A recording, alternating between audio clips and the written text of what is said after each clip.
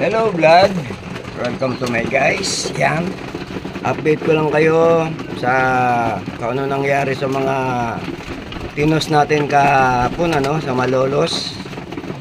Ngayon ay February 25. Tinos natin sila kahapon sa Malolos, 16 na piraso sila. Siyam sa katropa ko, 7 sa akin. Sa katropa ko nakauwi lahat, sa akin 5 lang. Yung dalawa hindi nakauwi.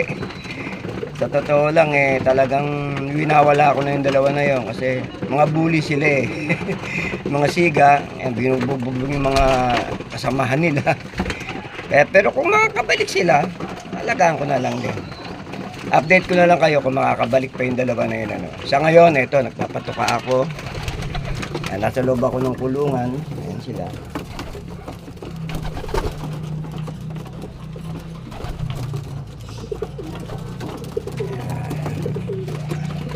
Ito ang daily routine ko mga kalapatids. Tuwing umaga, inuuna ko sila. Yan, magkakape ko, punta ako rito sa loop ko. Tapos yun, pakainin ko na sila. Sandali lang mga kalapatids, bibigyan ko pa ng patoka yung mga alaga natin ibon. So yan sila mga kalapatids, Yan. Yan, mga alaga nating ibon, Dito rin sa kabila, cover ko lang.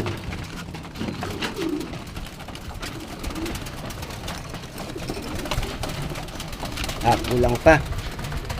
Lalagyan pa natin sila, mga kalapatids,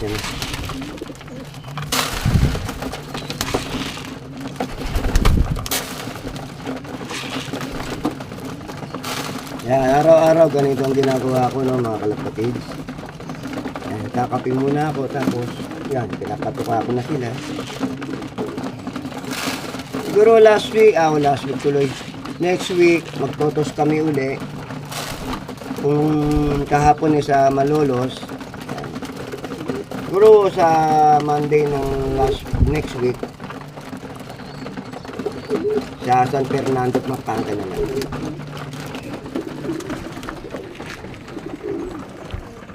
So, ang ganda na lang muna mga kalapatids,